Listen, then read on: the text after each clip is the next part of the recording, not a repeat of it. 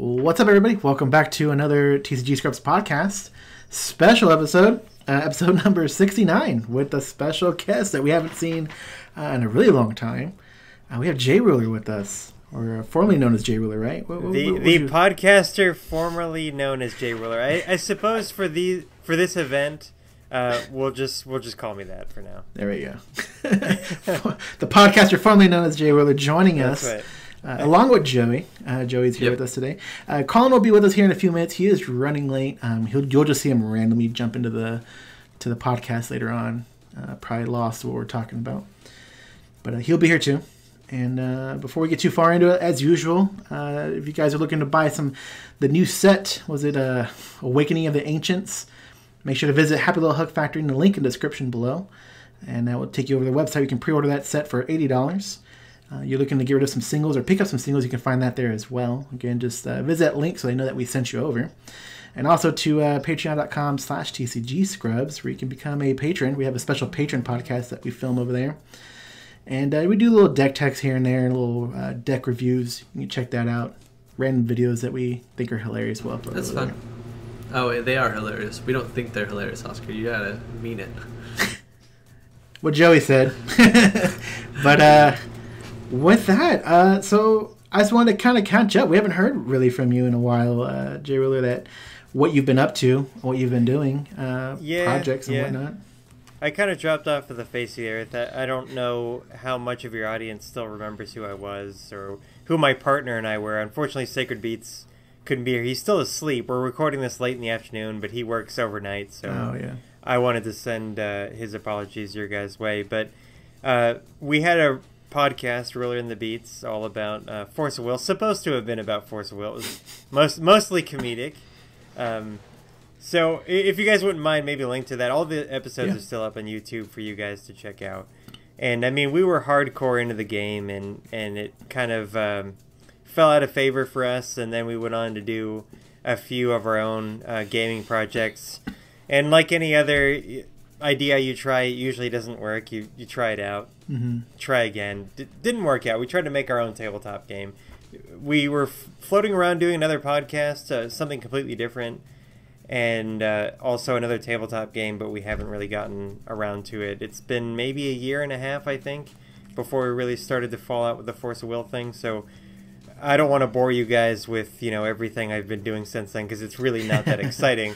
But I really want to thank you guys for inviting me back on this very special 69th episode of your podcast. I wonder what really made you think of us when episode 69 came around. I'm really... Well, no, I remembered our last podcast we did where you're like, I want episode 69, episode 420. So I was like, oh, okay. Of course. And I think it was like 3 or 4 weeks ago, I was like, oh, guys, episode 69 is coming up. We got like a month and a half. So I made sure to reach out. I want to say congratulations, guys, for doing this. I know from experience that, you made it farther than we did. And it's hard work sitting down every week and doing this. I don't think people realize. They say, oh, well, you just sit down and have a conversation with your friends. It's like, that's where the problems begin. As soon as the record button goes off, I mean, all hell breaks loose after that. Yeah, it's tough sometimes, even thinking of all the content we want to discuss on it.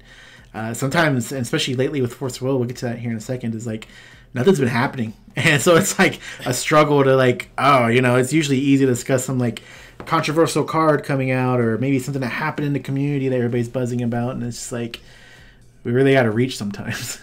Right. Yeah, but it's been good though. At least on my end, it's a lot easier than what Oscar and Colin put in. Yeah, it was funny. We were eating lunch the other day, and Colin's like, "Remember when Joey was really into to Joe's Corner for like 2 weeks, and then we didn't get any more videos."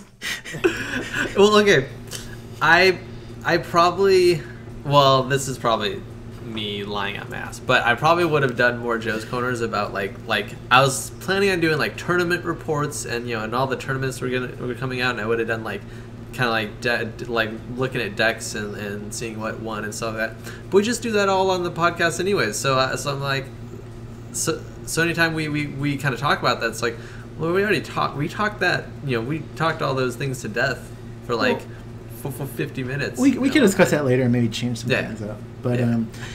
As for the Ruler and the Beats podcast, I remember it was something I really enjoyed. Like, there definitely is also like I would say like a persona that you take on that just is amplified that I think maybe some people didn't understand or appreciate. No matter how many times you even would grill it into them. Like, one of my favorite things was like you'd warn people. You'd be like, hey, like, I forget what the topic was. Like, this is like an exaggerated opinion on this, and you get calls or comments like immediately, like, "What? Why'd you think that? That's dumb. This is horrible." And you're like, and you call them out the following podcast, like, what'd you call it? You called them something like "dumbass of the week" or something. Right. And that's part of what got us burned out because partly for the game, and I'm sure we'll get into that with some developments since I've left the game.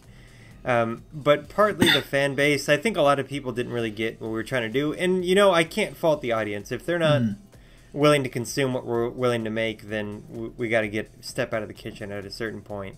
And, I mean, really, you hit the nail right on the head. It's like my partner and I were amped up, like trumped up, ridiculous persona. I mean, I'm talking to you as I really am. And on the show, I mean, I am an asshole in real life. But on the show, like, it was way more, and my partner way more. I mean, we were just over the top. And it's supposed to be funny, and people would send all of these angry messages and stuff like, well, how come you guys are shitting on this game if you like it so much? And it's like, it's a joke, guys. We're here to have fun. You don't have to be serious all the time. We like the game. Yeah. It's just whimsical, and they didn't get it, so... No, I think that's what, like, Colin and I realized it, too. We looked at it as like, oh, this is like watching Stephen Colbert and not understanding when he is in character and when he's not in character. Right. Which is what was great. Right. And, if you can't laugh at yourself, something's wrong. So, I mean, we were poking fun at our own community and ourselves because it's fun. It's funny. You know those people better than anyone else. You know yourself and the people you hang out with better than anyone. So those are the people you make jokes about because you're part of the in crowd. But I guess that just wasn't taken well. Yeah.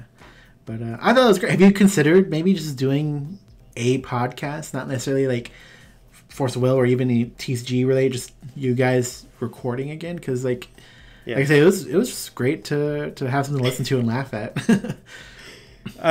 We threw this idea about a few times in the last year and a half, and we may go back to it, and I would definitely let you guys know if we do. And I don't want to spoil the premise because I think it's really good. We just want to make sure that if we're going to do it, we stick with it for at least 12 months because sometimes it takes a while to build an audience.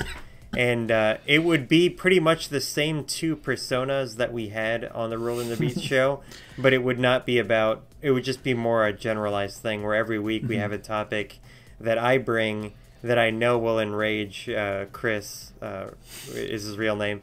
And it's pretty much 45 minutes of him yelling and then some ad space, and that's pretty much it. And then presidential nominations as well. Oh, right? Damn it. We never got to see the end of that. We never got to see him make a run for president. So, yeah. But it's been great. Like a lot has happened in Force of Will. I'd be curious. So where you left off, what were we at when you left off exactly? I was right at the cusp of, it's been so long, and you're gonna have to forgive me for not keeping up with everything. But Ancient Knights was the latest set, and what was the set to be released after that? Advent of the Demon King. Okay, no. I pre-ordered a case of Advent of the Demon King. What was the one after that? It's not Wednesday. Is Time Spinning Witch or Wednesday on the Moon? Right? Yeah. Time Spinning Witch. That's it. So I did not pre-order Time Spinning Witch, and it was in between those two sets.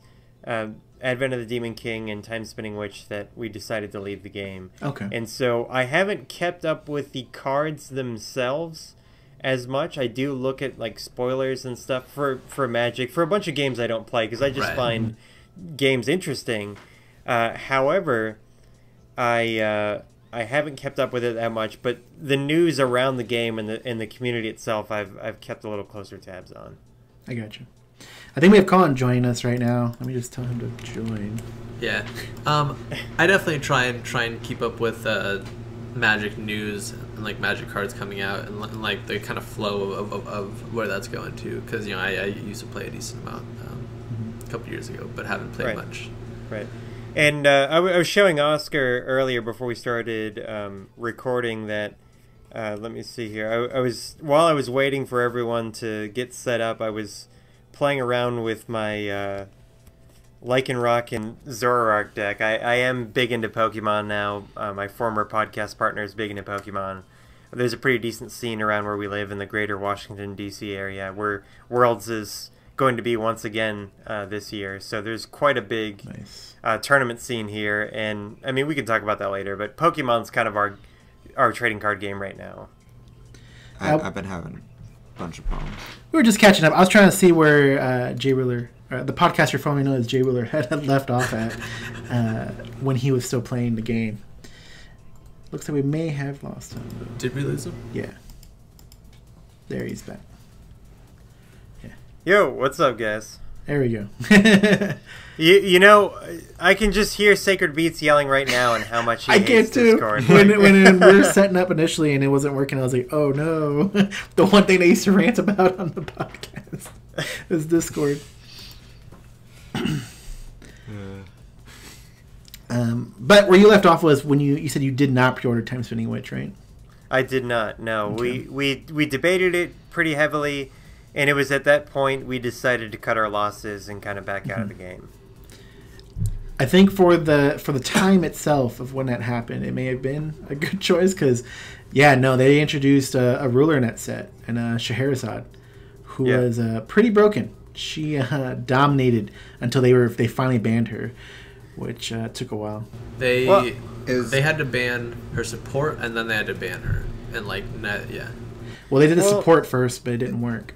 How it was pretty much an identical replication of Reflect Refrain. It was all not. over again, Get the hell out of here. Yep. Well, it was worse than Reflect Refrain. I gotta interrupt and ask. I mean, how is that whole rune mechanic still going? Are they still doing that extra deck thing in the game now?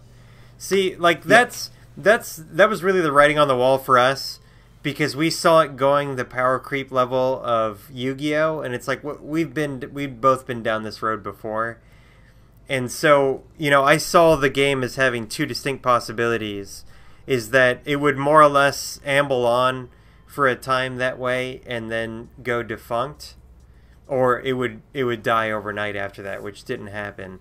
And, I think more or less the first prediction's been correct, and we can talk about like kind of the online fan base and statistics if you guys want, but I mean, how many people have honestly been turned away once again for a bad mechanic? It was a bad mechanic choice. I really think so. And well, if you're talking about the whole legend thing with Sherry, that whole thing was like not thought through at all. I do think the rune mechanic in the new set, with a couple exceptions, so far has worked out really good, especially in limited format, is where that shines a lot. And it sounds like it might be a cluster only thing, right. So we'll see how that goes. But I did like how runes turned out, because it seemed to diversify the field a lot. But it is very easy to have that sway out of bounds, and we still got 2 more sets in this cluster, so we'll see how it goes. I mean, my chief concern with like extra decks in general, in the fashion that Force of Will has them and Yu-Gi-Oh has them, is that part of the fun, if not frustration, in trading card games is the random element. Of course, you construct your deck. Force of Will has a smaller minimum deck size, therefore the RNG is by nature smaller than it is, less than it is in games like Magic or Pokemon, where your deck is 50% larger minimum. So the RNG is already less, and then you're adding yet another layer that you're able to pull cards from an extra deck when you need them. Like the utility value of being able to do that in a trading card game is so powerful that I don't think it should be open to just any deck. Like the ability to do that, to call on a small pool of cards that represents already, what, 12.5%? It's 5 cards? 12.5% of your main deck to call upon at any time. It's like, I don't see a good cost benefit trade-off for that. Like, it should cost you like an arm and a leg to pull off. So they do have kind of like costs that outweigh that.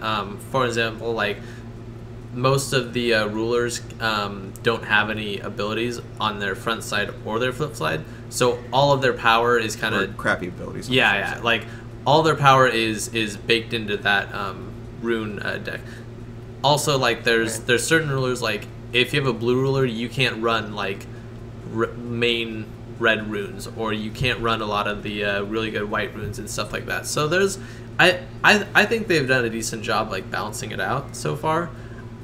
Jeff was talking about this next set is going to have some of the most overpowered stuff though that we've seen, so that'll be interesting. We haven't hit the big stuff that they've been teasing. We could see some of the inherent flaws in like a system like that if this set just bombs.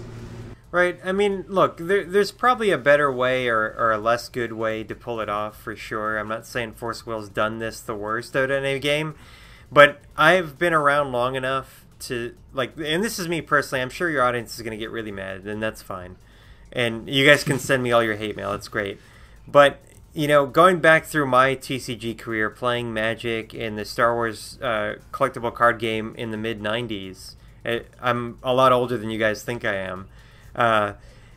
Star Wars introduced a mechanic called defensive shields very late in the game, and defensive shields were played under effect cards that you got at the very beginning of the game. They introduced a new card type that was called a starting effect. So in Force of Will terms, this is like an addition that you start the game with.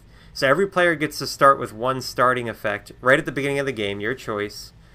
And they introduced a starting effect type that allowed you to stack a number of other cards called defensive shields, yet another card type. So from the beginning of the game, you had maybe 5 to 10. Eventually, they released them that had 10 defensive shields that could be deployed at any time, like an instant or an interrupt during the course of the game. So you had access from the very beginning of the game to this extra pool of cards. And it's just the utility, and they weren't super powerful. So there were, I'm sure the game designers thought like, oh, it's only giving you a little +1 bonus here, +1 bonus there. It's not going to unbalance the game if you can do this 5 times in a game.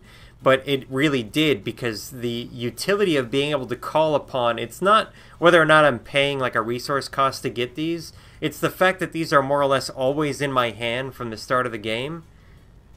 It's just being able to call on those specific cards is, it's just really bad from a TCG design point. I really think so. Maybe they'll stick to just being the cluster only.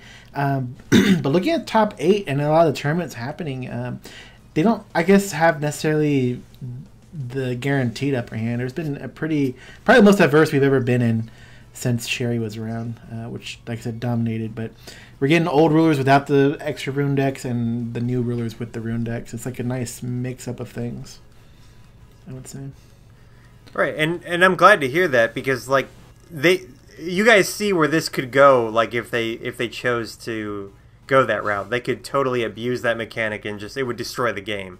Like, I just think they're playing with fire, and that was our worry when they introduced that mechanic. It's like I can see where this is going to go. It's not going to be good.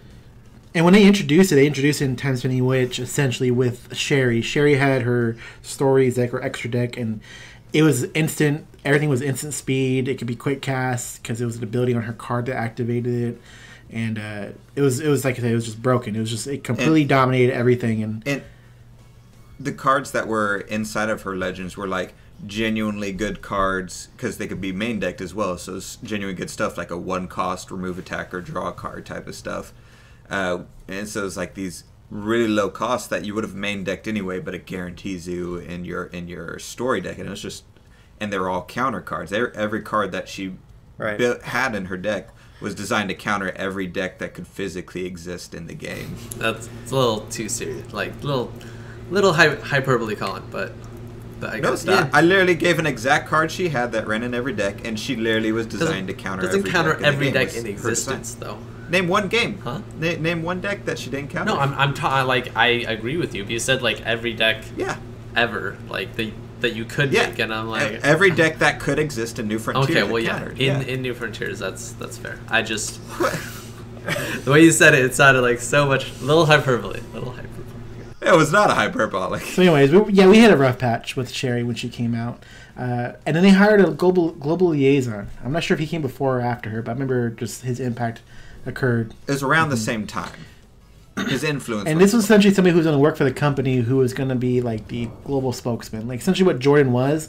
But look like he was supposed to be doing a little bit more work on that end of things, like contacting stores and distributors and kind of building relationships with them to get things back, good.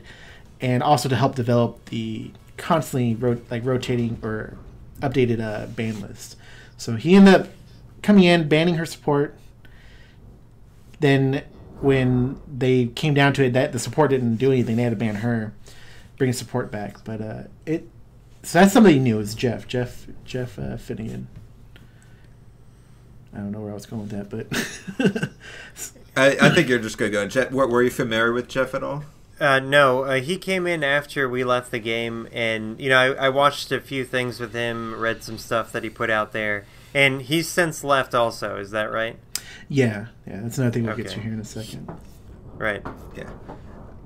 But he was really good for the company because his literal job was to communicate the foreign market, because he, as he have said many times, was the company of Force Will sort of had this bubble where they only looked at and communicated stuff that was within their Japan market, which is vastly different than the U.S. and other countries. And so Jeff was sort of that bridge between the other countries as far as everything from what they want product-wise down to like game balance and improving Wanderer and all that type of stuff, and more support for all that. He was a really big influence, and especially the ban list. He personally was in charge of a ban list which he maintained every single set release, which helped a lot, both for New Frontiers and Wanderer. I assume that's where it's yeah, just kind of going over the history of things, getting his opinion on it. But well, I mean, much better than Jordan. I think we're coming on something that off air we've talked about a bit, and I don't want to ruffle any feathers more than I have to, but I mean, the state of the game of Force of Will is at best, since we left, stable, if not lagging somewhat. And my suspicion is that the game has to be on its last leg. And I'm saying this as someone who came to this game and rode through, some good times and bad times similarly. And I wish no ill will on anyone that produces this game, that plays it, that distributes it, that enjoys it. Just because I don't play it doesn't mean that I don't want other people to enjoy it. However, I've seen this happen dozens and dozens of times to different games, and all the signs of we're scrambling to keep ourselves from going under have been present for years now, and I just don't see this game pulling itself out of bankruptcy and going into the black ever again. Mm-hmm. So I don't know what you guys think about that. I know this is probably a heavy topic to discuss on this, but well, no, yeah, it leads straight into essentially they removed EG, the CEO. They removed Jeff. They took Robert out, it looks like, or whatever he left. Judge program frozen. A couple of GPs that were actually hosted by the company were canceled. 2 of which we were probably going to end up going to. A lot of stuff happened that shook up the about original. A couple months ago. I was going to say, with the original intent being to cancel all GPs in America originally, until Robert fought to keep the WGPQs and only cancel the company specific ones. They aren't printing things. They're going to be stopping support in Japan too, right? Japan's completely gone. Yeah. So I would say a couple months ago, I would have disagreed that Forceful was close to dying or like or close to going under, because they had been doing great. They had great like attendance. They like all the cards were really well balanced. That everybody seems to have liked the rune mechanic and everything. But once they did away with the CEO and Jeff and all this stuff that started coming out, I'm very much more pessimistic about the future. Well, it's one of those things where, and especially after talking with Jeff about this, it feels like obviously, especially after the whole Sherry thing, the game was more on a downturn. But with New Valhalla, it felt from the different groups and what little we can keep up with, it was on a really big upswing. The sets were selling out from everyone I was talking to. Attendance was going up. Our locals started going again, all that type of stuff. But it was probably still not making as much money as they should have. But talking to Jeff, like they had a long-term plan where it's just going to be, they're planning on doing a slow build where they essentially like regaining everyone's trust, making the game balanced, and slowly building up over time. And so you get this nice strong base. And obviously you're not going to make a lot of money during that build up because you got to re-earn trust, especially from distributors and local stores. I'm going to assume because they weren't making that much money is probably, from the sounds of it, why Easy and them were booted out, and they want to see that instant cash. And that's why Jeff was saying we might start seeing sets with stupid, broken, overpowered cards, because they think that's what sells sets and that's what's going to keep the company afloat, whereas that's a short-term thing that would kill the company long-term. So I think it was a disagreement on how the company should run is why Easy was pushed out, but it was probably slowed down sales. But some of that might have been somewhat intentional because you need to build that trust back up again rather than like try and get quick sales, but then you break everyone's trust permanently at some point, because distributors probably are on their last straw with Force of Will as far as giving them chances. Yeah, and it's interesting because I think we heard from some people that we know that Force of Will actually went to Gamma, which is a big conference for tabletop games, I would say. And I'm wondering if they went to reestablish those connections with distributors who are also present there. Well, I mean, let's recap kind of the mistakes that Force of Will has made like over the years. And I came into Force of Will right as let me think back a little bit. It was right at the beginning of the Alice cluster. So after Seven Kings of the Land, right after that came out, I started playing the game. And that was still in the wake of the disaster that had been wrought on the game and the community, and really the distribution and sales after Millennia of Ages. So that was Force of Will came onto the U.S. scene with, the full force and vengeance. I mean, it was hugely popular. Week after week, it was, selling at top rates alongside the biggest games. The game stores here, the few local game stores within a half an hour, they had to drive to stores out of state to buy boxes to go back to their stores to sell them at $5 and $6 a pack. Like, that's how in demand it was, like, right here. I mean, it was nuts. They would drive 2 hours to buy out another hobby store's total stock to come back and sell it here for a 50 to 100% markup on top of already the retail price. So I mean, the game was going great, right? So they released one really weak set. Millennia of Ages had, what, like 70 cards in it?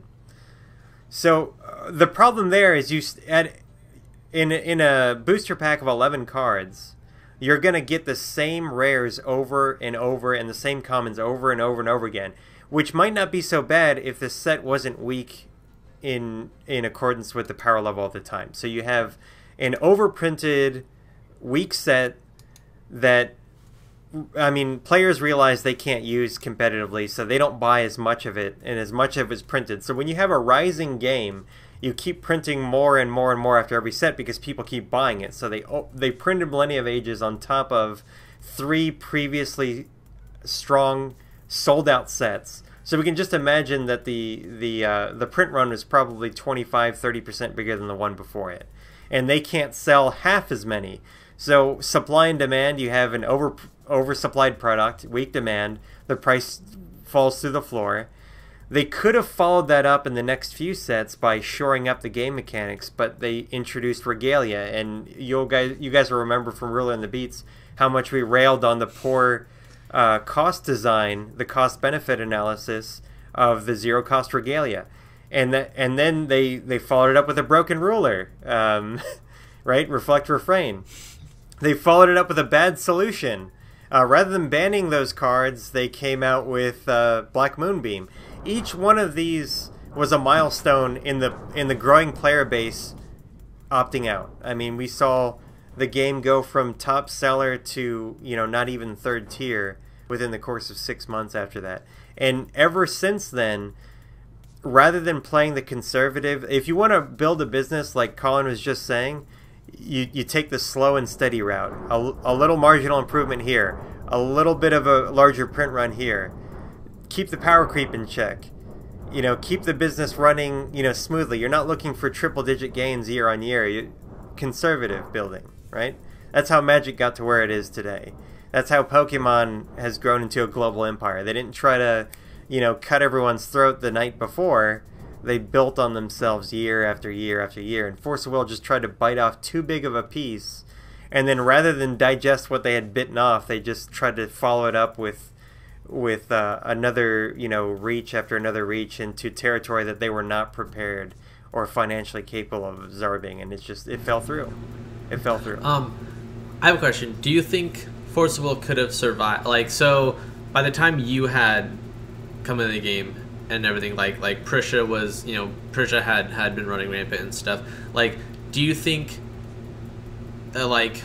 after this, after the kind of first drop and they were maybe kind of coming back up, do you think they could have salvaged themselves from the point you ended up leaving, or do you think it was already a done deal by then? Absolutely. I mean, how many Magic the Gathering has had a handful of really, really weak sets that almost broke their game, right? And you can recover from that. So Millennium of Ages was a terrible set. Everyone hated it. People stopped buying it. Company, retailers, distributors took a loss on it. Okay, no one's going to drop a product line that has had a year of resounding success for one bad product, okay? You got to make that up in the next set. So when the Alice Cluster came out, they should have realized the only way we can overcome the disaster that was Millennium of Ages is to get more asses and more seats at game stores, because that's what they're looking for. They're only going to carry a product that people are going to come in and buy and play there and attract other people to come and buy and play there. It's a virtuous cycle.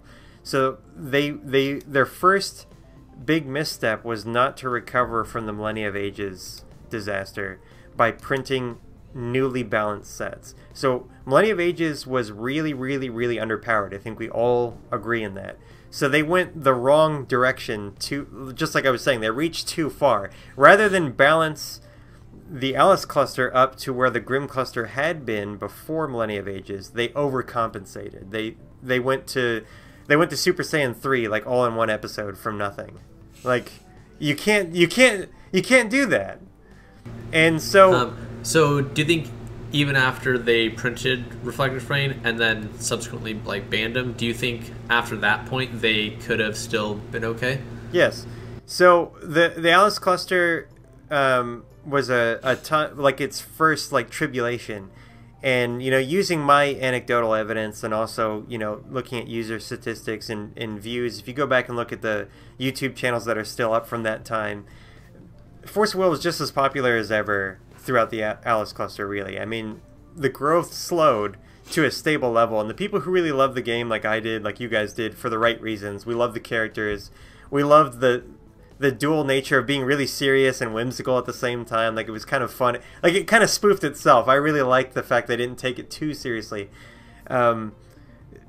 So you can recover from all that stuff. You can ban Reflect Refrain. You can release Black Moonbeam again by accident. That was another one of their mistakes. And you can retract that. And then we really saw the Lapis Cluster as being the savior of the game. That was their last chance. If they got Lapis right, they would salvage the game. Unfortunately, they didn't do everything that needed to be done. They needed to do an about face with Lapis, and they did not rebalance the game. They didn't rebalance the attributes. And then that's where the joke, Force of Wind started to come around. I believe that's still true, where they just did not do that. They didn't make the hard choices. It was So 'cause it was working for a while on Lapis. After Legacy lost, up until the next set came out, was, with the exception of where we're currently at, one of the most diverse playfields we've seen in the game. And then the next set, I believe, is when Pressure came out, and then it also went down from there for Lapis Cluster at least. But it almost was working really well in Lapis, because I had the same thought of like going into Lapis and being really excited for the direction it was going. And what was the first? I don't even remember. What was it? CFC? I mean, was the first set. Yeah. To be fair, a lot of people weren't happy with Fox. Like I'm pretty sure Colin wasn't happy with Fox. Yeah, and it wasn't too bad when people weren't really playing him. It was like, all right, it's annoying when I do play against it or see it and stuff. But then at some point, it clicked with everyone of how good it was, or maybe it was a card that was released that worked with it and that like clicked it into overdrive or something. And then, because I hate stuff that you physically can't do anything about in a game. When someone's like, all right, I'm about to do this combo that's pretty much game winning, and you physically can't respond to it, and they ended up creating responses later that you could do for it, and then overcompensated on that end as well. But yeah, I did not like Fox. So we've gone over where we've been and kind of how their mistakes that they've gone over. With where they're at now, and still further struggles, you feel like you said they're in their last leg right now. Is there no recovery from that? There's always recovery. So I mean, I'll be honest in laying out the scenarios that I think are likely. So I'm 75% certain that, I mean, their latest set got pushed back. Is that right, by a month or two? Twice. It got pushed back twice, so it's like about a month and a half back. So, look, guys, come on. Let's be honest. I'm talking to your audience here. Let's be honest. When have you seen Pokemon, TCG, or Magic, or Yu-Gi-Oh, or even Vanguard do this stuff where they push sets back, they fire their CEO, they get rid of their online representatives? I mean, these are signs of troubled times. We have to admit that things at Force of Will HQ ain't going well. And if you can't sell in your home market, Coca-Cola is not going to stop selling in the U.S., right? That's if it did, it couldn't make money in its home market. It's easier to make money in a foreign country than it is at home. There's probably a lot going on that we're not admitting to. But that being said, there's always a possibility for recovery. I'm only 25% sure that they could even hang on another year. But if they, I really think this is a financing problem at this point. So, I mean, they're a privately held company. We can't see what their income statements and balance sheets look like. But if they have the funds to restructure themselves, it's very possible. But like Colin said, they're going to have to play the long conservative game like they should have years ago from this point. And that's their only hope of recovery. They've got to pour everything they can into R&D and to make sure that everything they release is balanced, so they never have to go back to their customers and their distributors and retailers and say, oops, we made another mistake. Please forgive us, because the bank of forgiveness for Force of Will is broke. It's at zero right now. And they cannot afford another mistake. Okay. Interesting. That's the reality. I mean, if you're a distributor and I'm waiting on a shipment of 100,000 boxes of your latest set due March 1, and you say, I'm just kidding, it's going to be April 15. All right, and then April 1 comes and you say, no, it's going to be June 10th. Well, I got a business to run here, so what are you doing? Yeah. Right? It's especially... Yeah, and one of those release dates would have made it so the pre-release coincided with a Magic pre-release as well, one of the dates before they moved it the second time. It's interesting to think, too, we can kind of theorize, or we can kind of give Force Will second chances and third chances, and because we don't have a whole lot of money invested into this, if they stumble or Joey something happens. Well, yeah, I'm just saying, as customers, we can be more forgiving than say distributors who are really going to start cutting into their I guess what I'm trying to say is if the loyal fan base is able to keep forgiving, it won't matter, because at some point the distributors and the game stores are gonna start not forgiving. Well, and that's That's why, and besides just like the factor of like, you know, you need players. One of the reasons I focus on like always been like, hey, you guys need to concentrate just on the locals as well. You can't just be stuck on you know, what the GPs and all that as far as balance and all that. Is because if you print a set and it has broken cards and it kills the locals at that store is way less likely to buy a product in the future. And if that happens across 8% of locals, that's a huge hit, especially. Even if it affects stuff mildly, like at our locals, like we're still going, but it affects how much product they get. They cut that in half, and then cut that in half again, depending on the attendance. And that's just simply, locals are super sensitive to broken stuff or stuff that, you know, random stuff. Like one of the reasons I'm worried about the Lucifer deck becoming a big thing is because if people start bringing that to the locals and it's just discarding your opponent's hand so they just can't physically play, that's going to discourage people from playing the game, which will kill locals and stuff like that. And so you have to earn trust not just in like making sets sell well, but making sets sell well, like you said, that are also balanced, because that's what keeps locals intact, which keeps local game stores buying stuff, which keeps them buying stuff from distributors, which makes distributors keep buying from the company itself. Right. You know, Force of Will also dropped the ball on the Force of Will online battle simulator. That could have been a savior for the company. Actually, they could have by now transitioned to mostly an online card game. Because here's the thing about Force of Will, and this has always been true since I've been playing it. It was always a really fun game, but the problem was, you know, you got customers in this part of the world. You got them here. They're scattered. There were quite a few. I don't think there's nearly as many now, but now it's even more relevant. Let's say you have 25,000 global Force of Will players or something, right? But they're not close to each other. Well, how do you solve that? You charge them a small fee to download an app and play and buy the packs on, just like on Pokemon Online, right? TCG Online. And you play that way. And they could have been a chiefly or totally digital card game by now and been very profitable. And hey, if a card's broken, we can fix it overnight and put out a patch. It's done. So, right? Have you heard about what the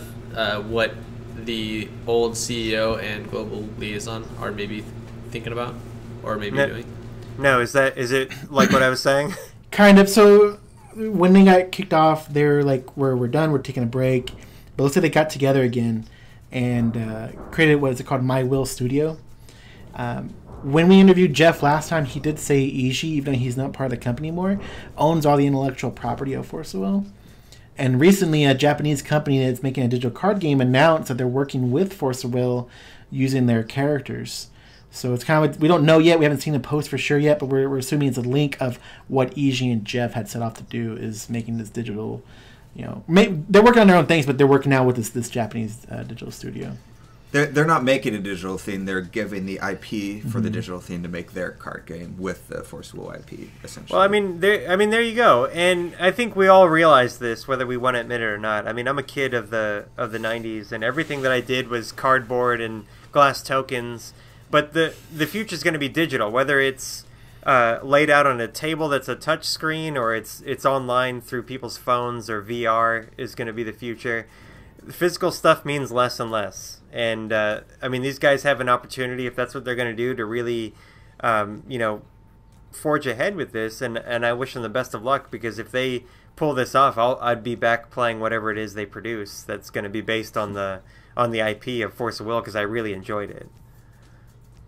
Well, in that sense, Pokemon, I think, has done it really perfectly. And if you think about it, they really were ahead of most card games in the sense where they have their digital client, which is actually super nice with its integration with everything, but it's integrated with the physical card game with the booster packs you get. So Pokemon can always, at any point in time, they have options to just stop doing the physical, and they've got the digital completely set up and can keep going. They can keep doing the physical, but scale it down tenfold and keep the digital going, and then it's all intertwined so perfectly they can transition to whatever they want in the future and not really worry profit-wise that it's not going to be this weird awkward transition. Like well, Magic's doing pretty good right now with their pseudo transition, but there's not that integration with physical, where I love buying physical product and I can still enjoy the digital because I get the digital code card for Pokemon, for example. So it's a best of both worlds, whereas Magic doesn't have that quite yet, which is, I think, the missing link for it. See, Pokemon figured it out a long time ago. Is they kind of hid the medicine inside the applesauce. You know, you got a spoonful of applesauce with the pill in it. So in order to get the digital cards, you got to buy the physical cards. So they're making money on both fronts. And they, like you said, they did it long before anyone else. And whether it's that model or just purely digital, like Hearthstone or these other games, that's maybe the one saving grace for Force of Will at this point, whether they're willing to entertain that or not. But what they've been doing is not going to work. I would like to point out that like Magic with Magic Arena and like the old Magic Online, like they've, and I don't know if it's like more or less like if they would want to go with the Pokemon style, because like I feel like they've proved that Magic Online, people are okay with having their online collection and their physical collection like separate, like people for now. Well, I mean, I guess, yeah, but I mean, Magic Online has been available for like years and years and years, and people have invested like hundreds of, you know, a bunch of money into it. Like it seems to me like they're fine with having their collection separate. Like it might change, but I don't think so. I don't know if they're fine with as much as they don't have a choice type of thing.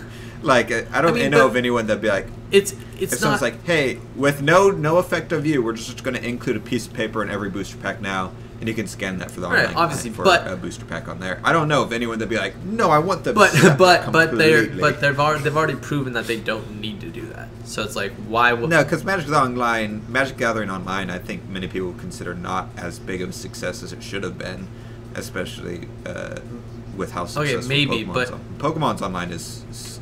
So but they've still proven that you don't need to link those two things. Anyways, that's you don't have to. Like I'm just saying it's like better. Magic Arena. Yeah, it's worlds better. But Magic Arena is like already also, in my opinion, proving that like they don't really care whether or not like they've already proven that they can double dip. So, you know, why wouldn't they be double dipping like that? Well, the problem for Magic the Gathering is this. I mean, they're kind of like Eastman Kodak. You know, they used to make the celluloid film, but when digital cameras came around, no one wanted celluloid film anymore. So Hearthstone years ago eclipsed Magic the Gathering sales, right? So Hearthstone makes more money a year by far than Magic the Gathering does.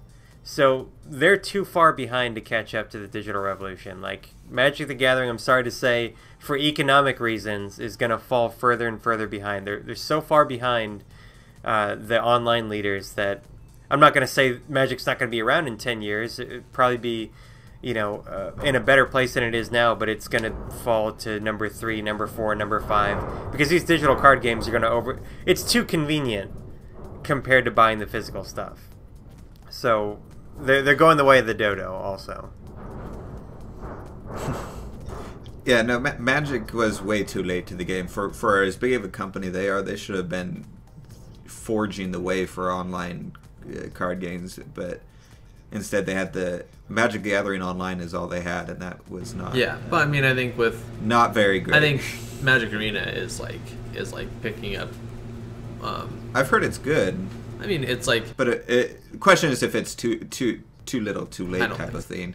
Because all digital card games that keep coming out have a huge introduction their first year and then fall by the wayside after that. So Magic Gathering will probably have a longer thing than that online, but I'd be curious how the arena is doing in 1 or 2 years. Right. Is I think where we'll find out for sure if they were able to catch it before you know that window closed, or if they just missed it. Here's the big problem with that. So Pokemon, for example, they've done both successfully for a really long time.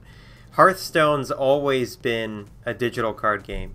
The challenge for a game like Magic is you have to re-educate your huge client base who for 25 years has only played a physical card game, to try to convince them to spend extra money to buy another collection to play online also. Those people who have been playing for 25 years aren't willing to be re-educated to do that. They're going to stick to what they do by and large. So now you have a task of one, trying to re-educate those customers, and two, somehow gain new ones on top of those legacy customers to buy into your digital platform. Where Hearthstone just jumped the whole thing and said we're just digital, so they've only attracted people who understand the game that way. So that's the problem for Magic, and I don't think they're going to overcome it.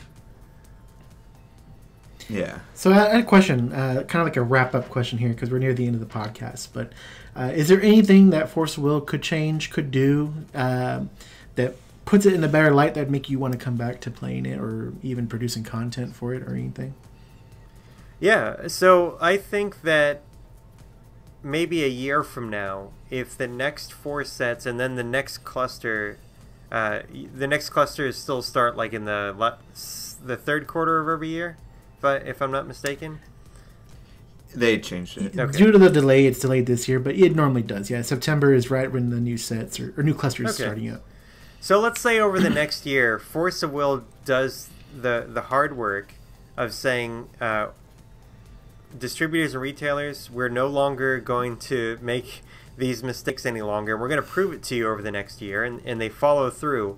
And then players, we're not going to make the same mistakes to you guys and introduce these wacky cards that we never play tested or said that we did and didn't realize somehow that they were broken. I think that, you guys said it earlier on, if they win people's trust back, because they have a lot of stakeholders. They have, their own, whoever their own shareholders are to convince. They have distributors, retailers, and players. They have a lot of masters to serve.